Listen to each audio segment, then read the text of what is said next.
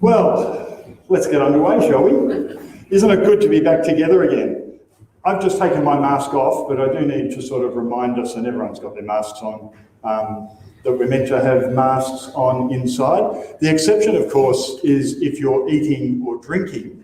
So if you're really smart like Danny and Treen, you've brought a cup of coffee with you. And Andrew, you bring a cup of coffee with you. So next week... David, there's a really good $2 Lavazza coffee at the BP service. Easy. So $2 coffee at the servo, and then you can carry your mask in your hand while you're drinking. And they've got two machines, so you do 2 at once. It is good to be back together again for worship, even if our numbers are limited by the capacity, but great that we can gather here at Highfield Road. And thank you to the Highfield Road people for their hospitality this morning and for getting the space ready for us. As we begin, I want to acknowledge the Wurundjeri people of the Kulin Nation as the original custodians of the land upon which we gather, paying our respects to their elders past, present and emerging. Remind you that as well as the gathering we have here in person, we have an online stream going out to people who are gathering with us in all sorts of places, and I suspect including Mike Roberts, who is now in lockdown in Sydney. Hi there, Mike. And we're not. Also, just want to acknowledge as we start the presence this morning of two special people. Judith, it is really, it's a privilege for us to have you here with us this morning. Judith's mother passed away just 2 or 3 days ago, and it's a really special thing for us to be able to gather with you in this community this morning. So we're thinking of you and Andrew and the family this morning. And thank you for being here. And also want to acknowledge Dot, who is here for the first time since the passing of Dad, of Ron. And that's a very special thing for us as a family. The second time, isn't it? Yeah, that's right. So, it's not that special then.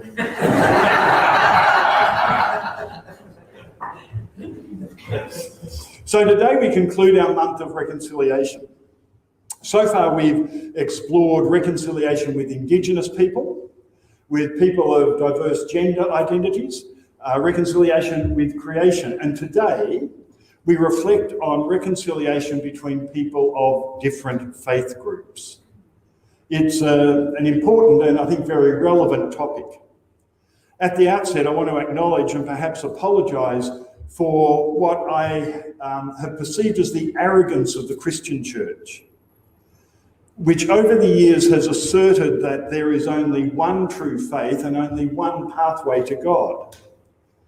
Our evangelistic zeal around this belief has caused the church and governments influenced by the church to do some horrific things in the name of Christ. The Crusades, the Spanish Inquisition, the cultural colonisation of so many places, including, of course, Australia, which resulted in the mistreatment of Australian Aborigines. And as we have noted in this past week, or past weeks, the abuse of people who don't conform to the stereotyped policies and often archaic doctrines of the Christian church. Perhaps it's time for a rethink. Perhaps it's time for repentance, time for a more open-minded and big-hearted acceptance of people of diverse faiths and diverse cultures. In doing so, we might just discover that we actually have much more in common than we do in difference. And we might discover that this God who we worship is ever so much bigger than perhaps we ever conceived or thought God to be. So welcome to our final gathering in this month of reconciliation, in which today we explore the topic, which faith?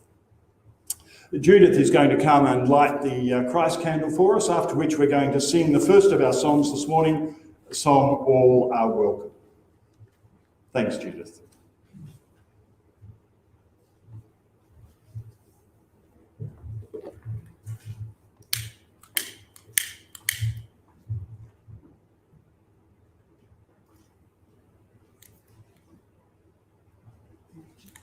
Maybe I will be.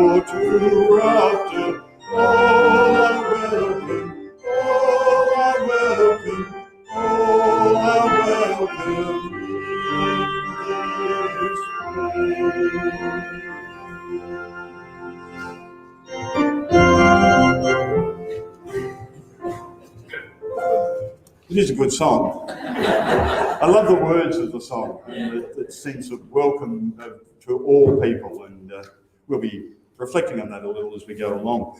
The next segment is a conversation with a couple of people who are friends of mine. Some of you will have met them, those who have participated in the Peace Day gatherings that we've had at the Avenue will be familiar with Diana particularly, and perhaps even Nur Alam. And it would have been lovely to have them here in person, but at the time that I arranged the conversation, we were not sure whether we would be able to meet in person. So it's a Zoom recording, and it'll be on the screen there, and hopefully people online will be able to hear and see it as well. If you're not hearing it, let us know and we'll do something about it. But yes, I hope you enjoy this conversation with Diana and Nur.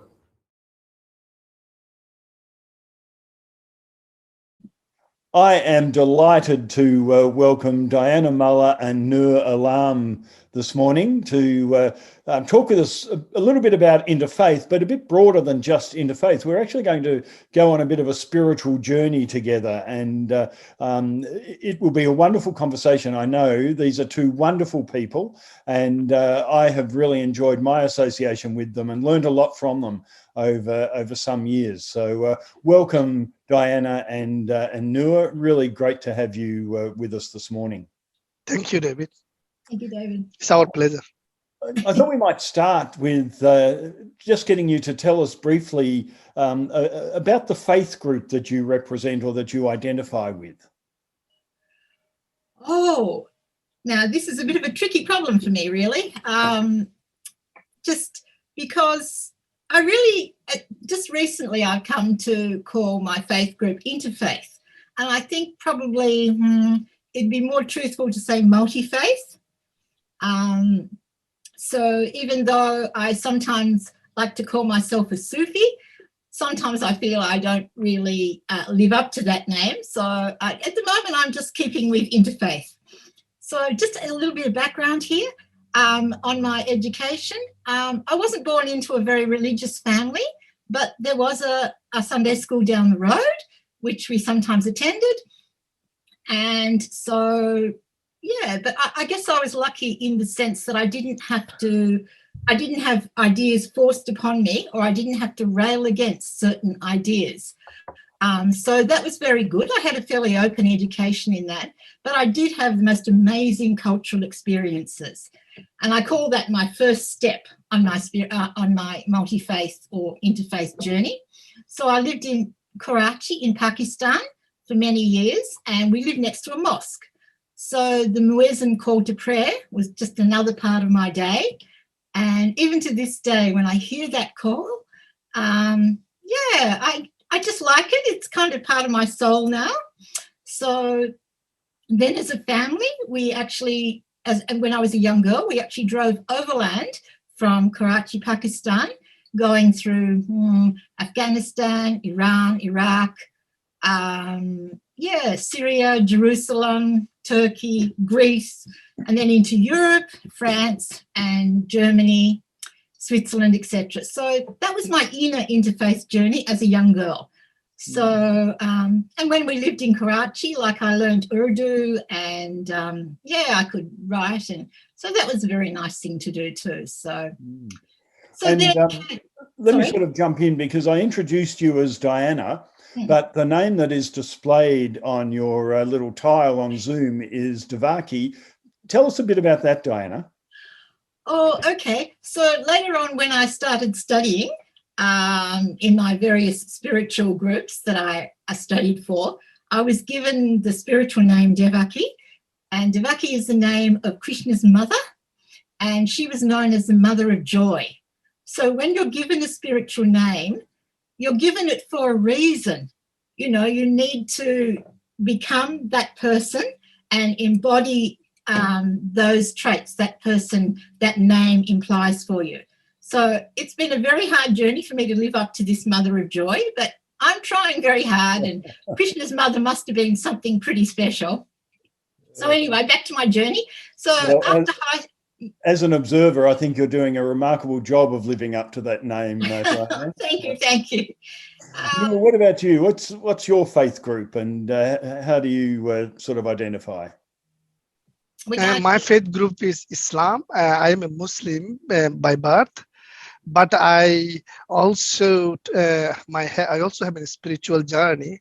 Becoming from conventional Muslim, I became Sufi.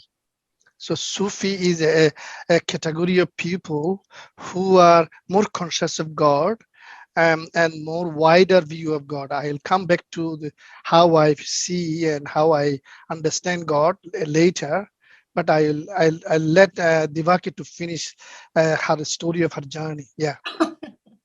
Okay, I'll try and be brief. So in high school, I lived in various countries like Malaysia and Japan. And once again, my knowledge was expanding. And obviously I did extensive research on these places that I've lived in and had a very big library. You can actually see behind me. I now am custodian of the Bashara Australia Library, apart from the fact that I've got my own library.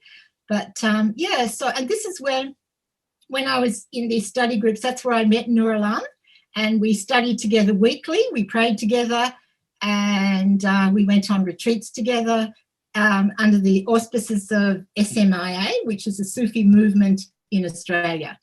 So, and so then I decided to change my inner journey into my outer journey, and I joined various interfaith groups in Monash and Kingston, and that's where I met you, David.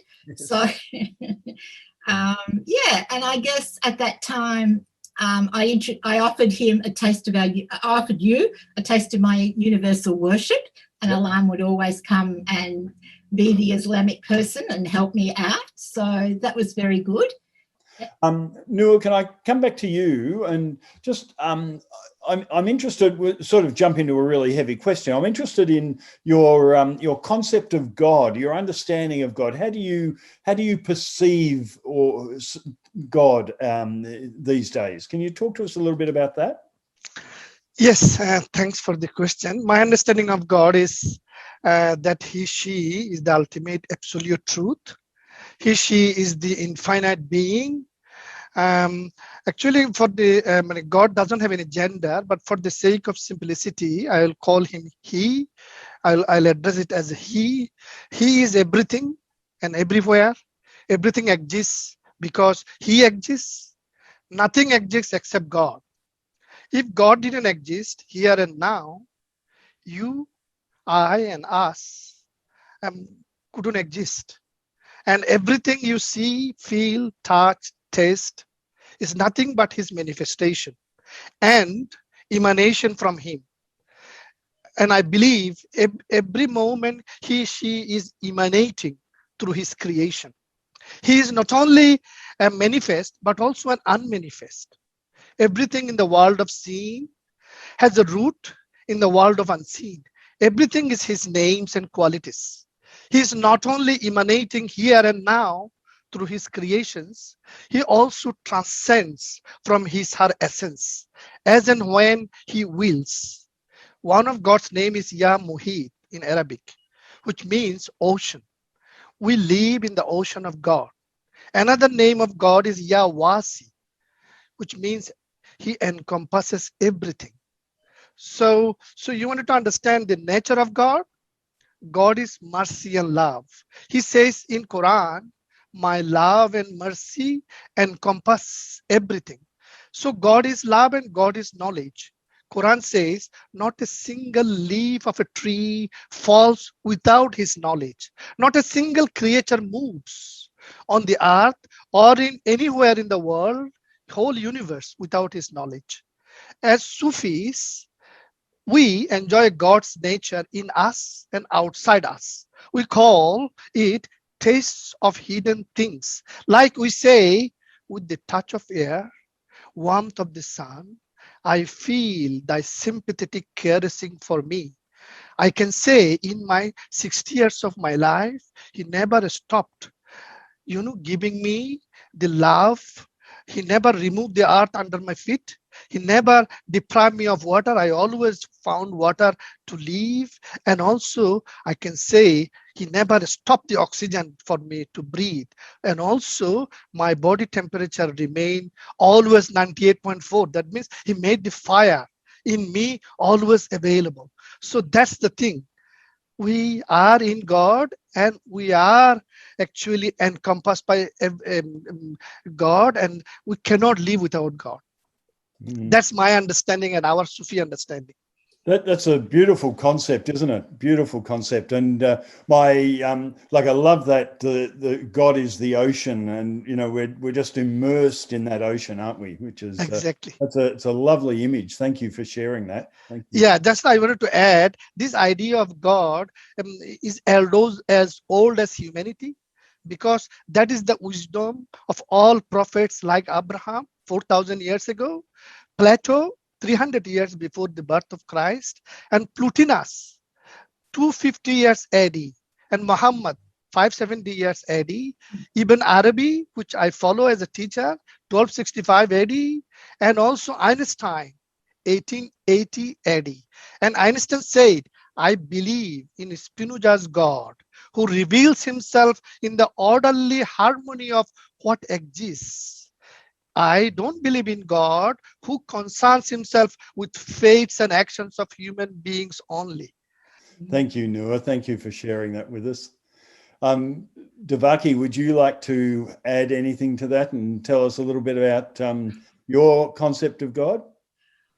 Well, it doesn't really, Nur Alam has said it all so beautifully, but yes, it doesn't really differ that much, except I suppose, yes, I guess I see through all names and forms in our universe, we see the soul, which is the breath of the living spirit, working out its divine inheritance. So this soul moves from its source, and that the source, of course, has many different names, and so we won't go into that controversy. It's way too complicated. But yeah, so it continues its journey, passing through the angelic, the jinn realms, but then into the mineral, rocks, plants, animals, and lower creation. And then I think when it reaches the bottom, well, the sort of the bottom, then it actually rises to become human. And so what we have to do, and this is where I think the real work should be, is we actually have to raise our consciousness so we can be, in the words of Ibn Arabi, thanks to Alam, the vicegerents, the rulers, administrative deputies of God. So we can all have this, we can all work out this allotted place of the human in history. And I think, and for someone who really, really inspired me very much was Father Bede Griffiths. I'm sure you know about him. He was a 20th century mystic. He was a Benedictine monk, and he wrote a book, what did he call it? A New Vision of Reality. So love was very important for him. He saw this as a very powerful force circulating in our universe and being gathered into all our centres. And so we, as humans, we're different to the animals because we have this amazing power within us. Not that saying animals don't have it, they do, but we need to step up in a conscious way and move towards this new vision. And so Father Bede Griffiths said things like he saw the Western Church and Western civilization as really coming from only one half of the soul. So that half of the soul is kind of the rational, conscious, individual, extroverted part. And he said we need to move and retain the other half of our soul, which is the inner half, the unconscious, the contemplative, the intuitive. And if we do this, we'll discover what's being lost in our journey, basically, and maybe we'll even go back and perhaps honour the work of those Indigenous people and the people that came in primordial times, who had a more closer understanding that they lived within spirit. You know, their soul was actually part of this infinite divine spirit. Yeah. So he talks about, oh, sorry, David. That has been part of creation forever, isn't it? You know, that, and we in Australia have the opportunity to learn so much about that from our Indigenous brothers and sisters, don't we? Oh, absolutely. And, you know, we haven't come halfway. we need to do it with a more conscious way. Yeah. That's a really good segue into the question I want to ask you both about your engagement with the interfaith movement. You're both involved in the interfaith movement. Why? And why do you think interfaith or multi-faith is important in today's society? Yeah, the reason I believe in interfaith and I am active in multi-faith or interfaith, because that is the true faith in my belief. That is what, as I said, wisdom of prophets. That's why I believe, and even Sufis and all interfaith comers or goers, they believe that human being, every human, and even everything in the universe is the self-disclosure of God. And that is why I know that Saint Francis said that, "Oh Lord, made me thy instrument for peace," because everyone is manifested. God himself is manifested through us. So Saint Francis wanted to be instrument of peace. Same way we can call another name so that we can become an instrument to manifest that part of God's name. So by through multi-faith, then I actually become true actually service of God. Yep. Thank you, Nur. What about you, Diana? Do you want to add something to that? Yeah, a little. Like, as I said, I introduced universal worship to you, and this concept of universal worship is by setting it up an altar with candles and scriptures of the 7 main religions on there.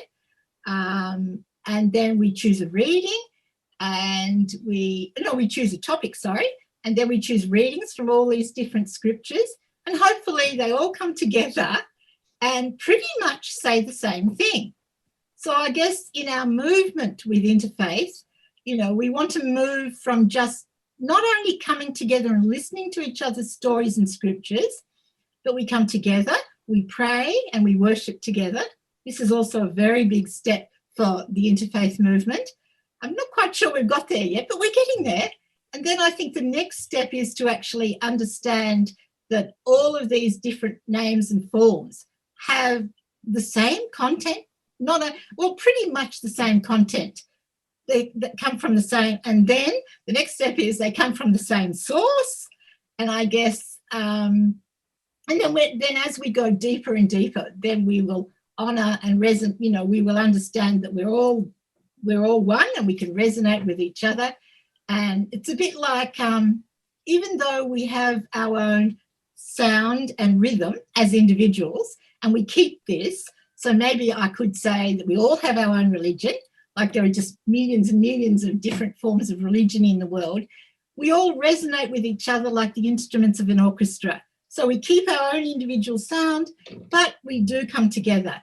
And this coming together, hopefully, and this is my wish for the future, that, as I said, that, and as Nur nicely pointed out, that, it will lead us into wonderful avenues of peace and bliss and harmony, and, where we'll really honour each other's and not see each other necessarily as different. Of course, we're different, but, underlying is that same, is our divine inheritance, really, which is this divine intelligence. Yeah, alhamdulillah.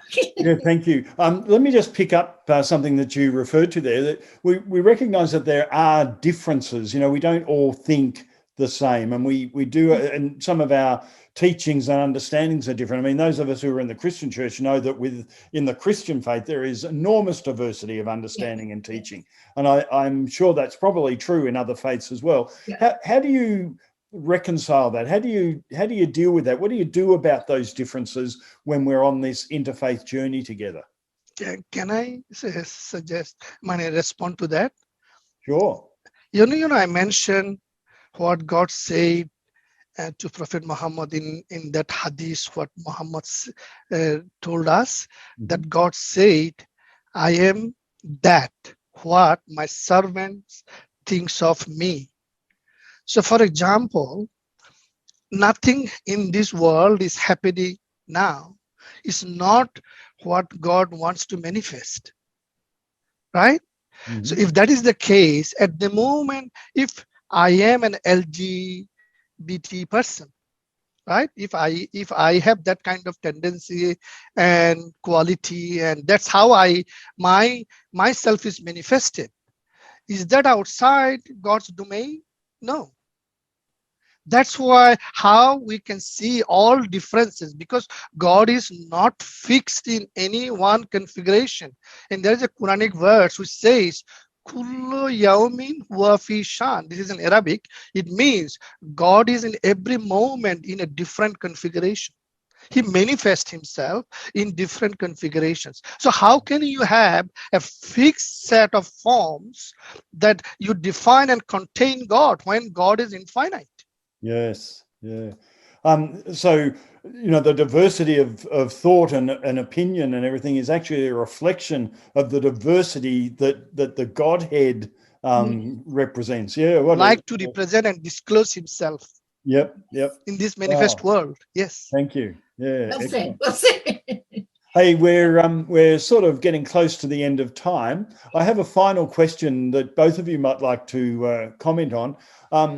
It's a fairly broad question, but are you basically hopeful or doubtful, optimistic or pessimistic, I guess, about the future of our world? And how does your faith journey and your interfaith engagement inform that optimism or pessimism? You want to go have it first, Devaki? You can go first. Okay. No, of course, by nature, God is optimistic. By nature, God is love. By nature, God is positive. And that's what God showed his preference in his revealed scripture.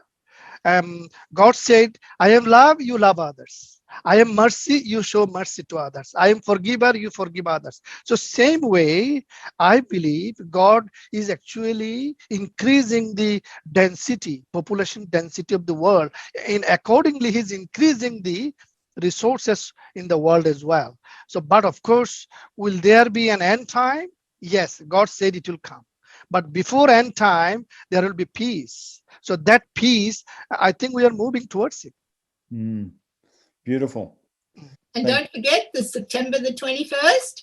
I'll be there, hopefully, with my universal worship, and we can have another peace ceremony. That will be wonderful. We'll look forward to that. And so thank you, Devaki, and thank you, Nur. Really appreciate your time and what you've shared with us, your wisdom and your grace. Thank you very much. Thank you very much. And thank you for the opportunity. That's been wonderful. You're very welcome. Thank you. Bye now. Bye. So Karen Smith is going to come now and bring us a reading. Thanks, Karen.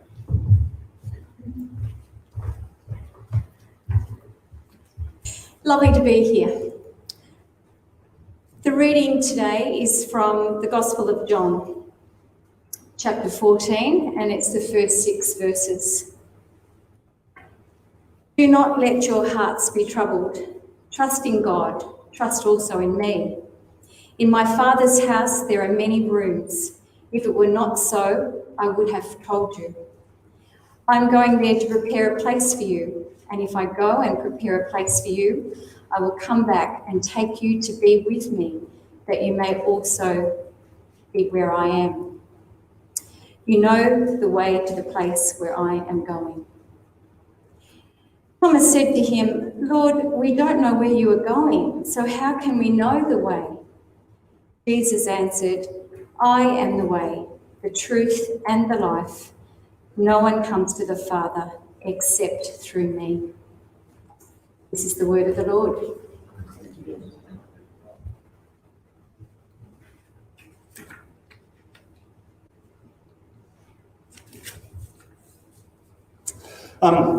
You might recall way back on the first Sunday of our month of reconciliation, we heard this quote from Pastor Sir Doug Nichols. It went something like this: you can play the black notes and make a tune, or you can play the white notes and make a tune, but for real harmony, you have to play the black and white notes together. Now, we have no problem accepting the truth of that statement in regard to relationships between, say, Anglo people in Australia and Aboriginal people in Australia.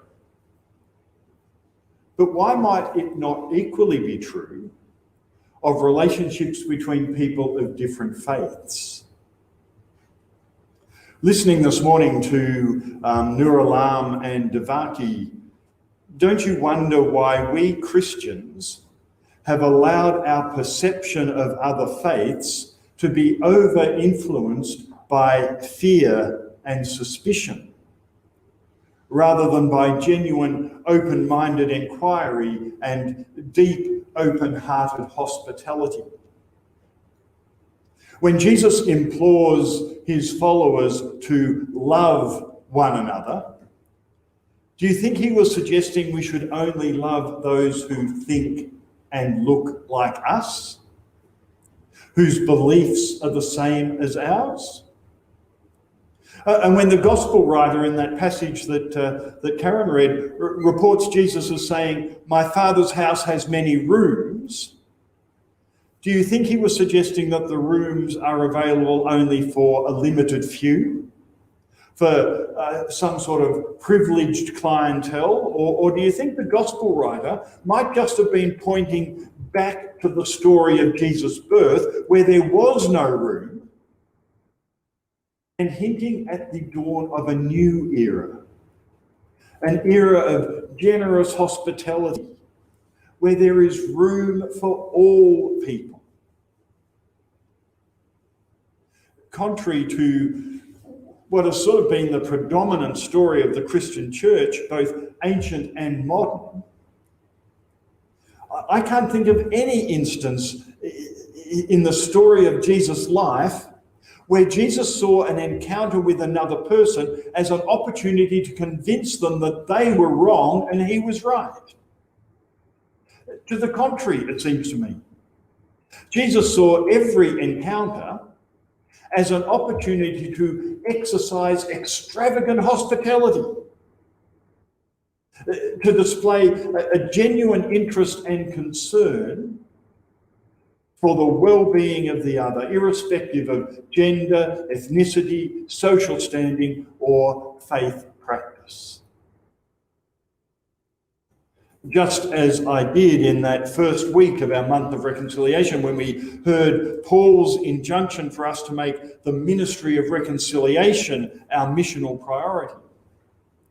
So today I wonder how we got it all so wrong and decided that our mission was to argue people into our way of thinking about God, to convince them that their thinking, their belief is wrong and ours is right.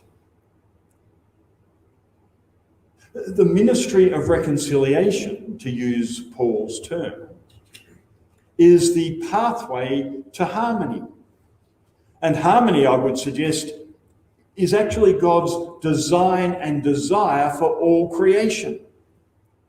Just as it was at the beginning, with the harmony depicted so beautifully in the story of the Garden of Eden, so it will be at the conclusion, with all people and all creation living in perfect harmony.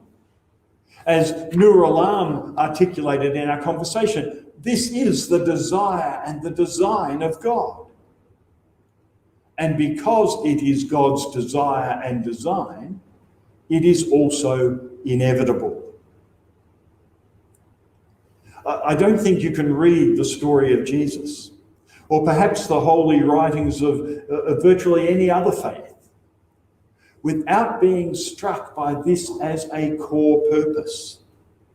So the question becomes, you see, not how can I convince every person I meet to believe what I believe, but rather how might I partner with God in this magnificent ministry of reconciliation and harmony.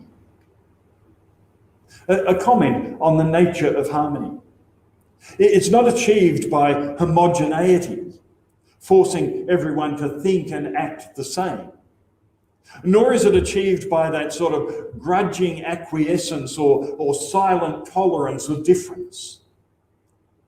Harmony is achieved by a genuine understanding and appreciation of diversity, recognizing that our diversity enriches our community and really does reflect the wondrous diversity of the Creator Spirit.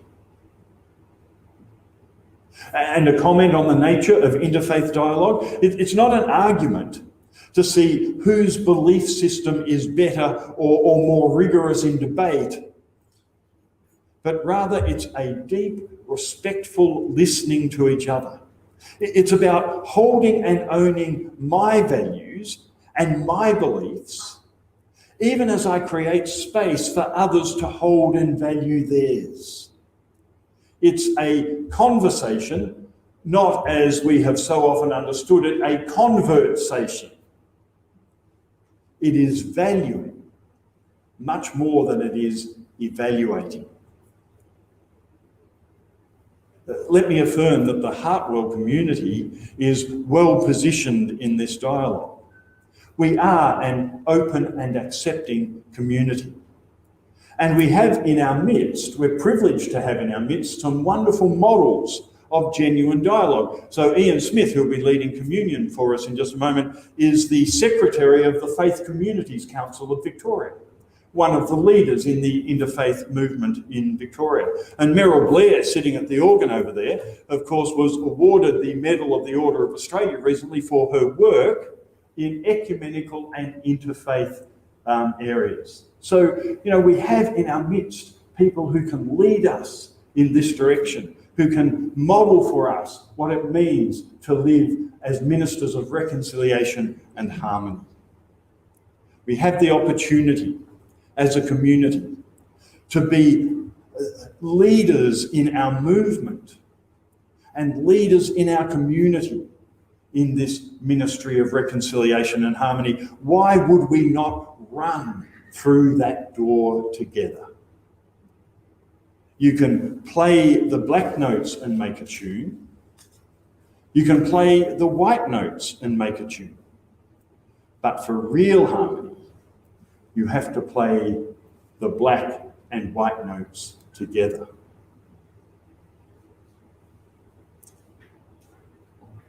We're going to sing again, and you might feel as though it's about time to stand up and stretch your legs, so feel free to stand while we're singing if you would like to. Remain seated if you want to as well. This is a much more familiar song, the servant song, Brother, Sister, Let Me Serve You. And after we have sung together, Ian Smith will come and lead us in communion.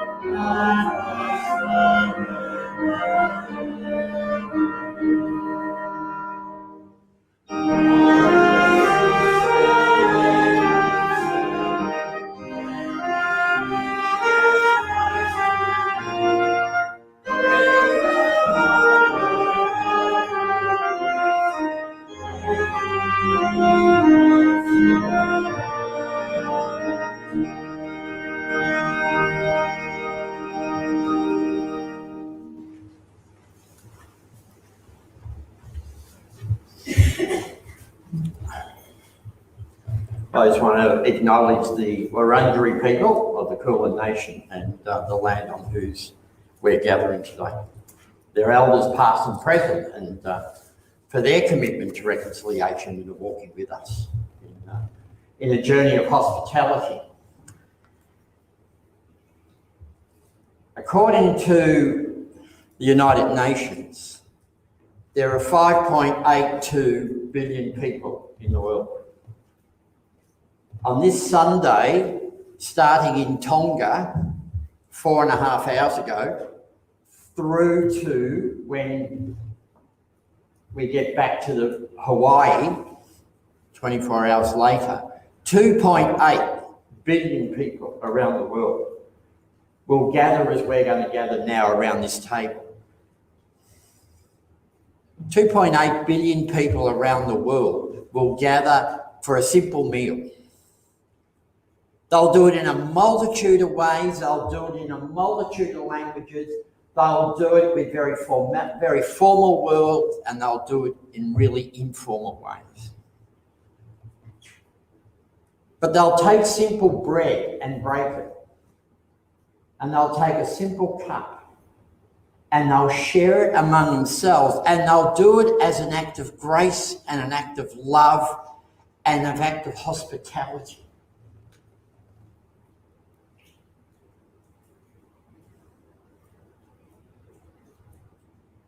In those 5.8 billion people, as we've been reflecting today, there is something like 5 billion people who claim faith.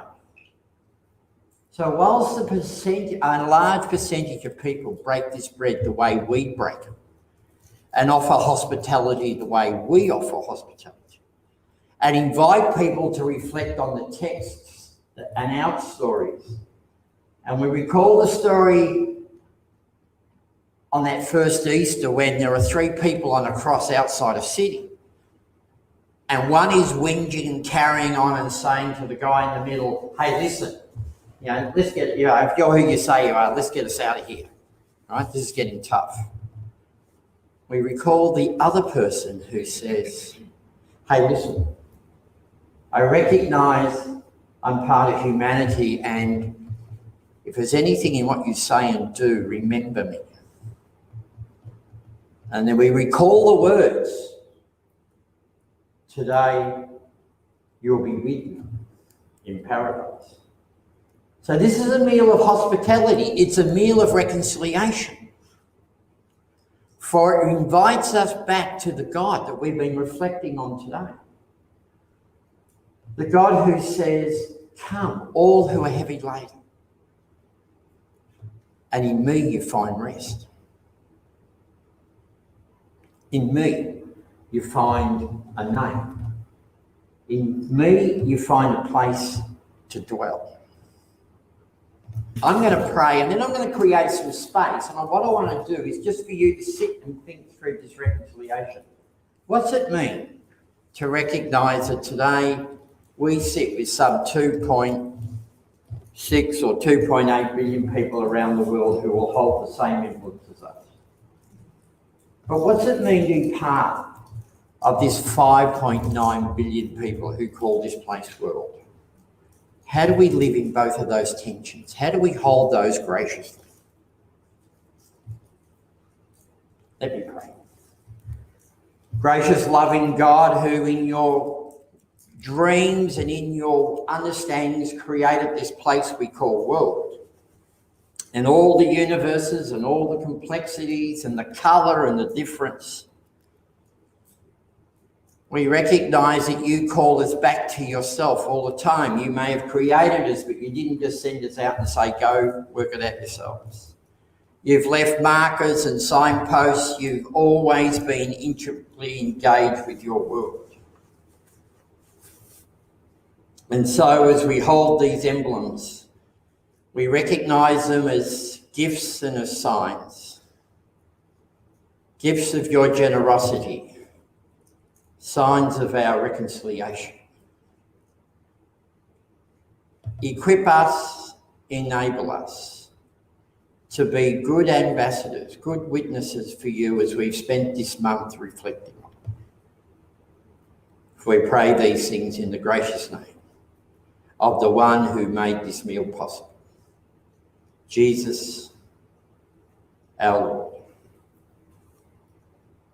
Amen.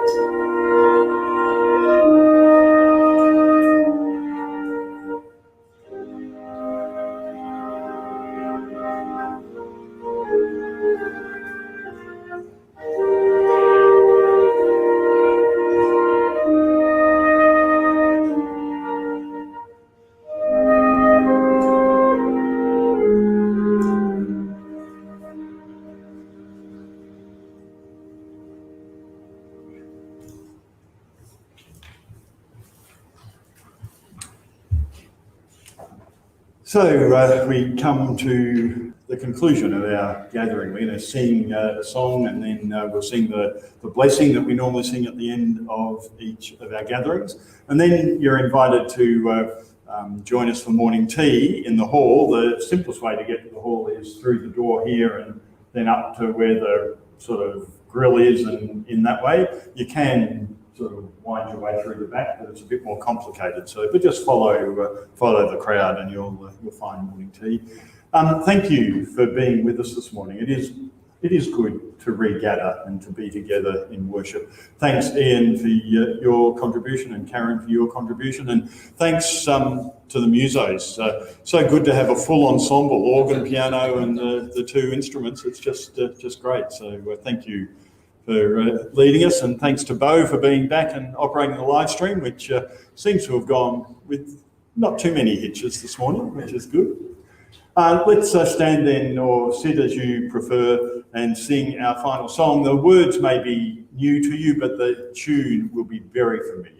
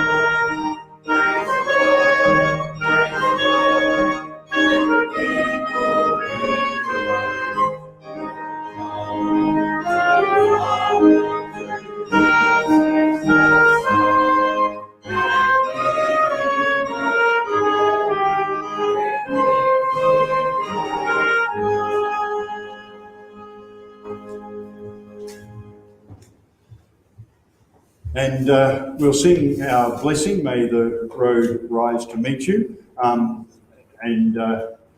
Because David Goodwin's not here, you're going to just have to take your cue from me.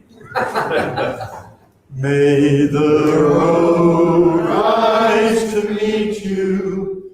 May the wind be always at your back.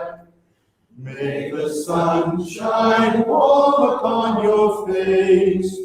The rain falls soft upon your fields. And until we meet again, may God hold you in the palm of his hand. May God hold you in the palm of his hand.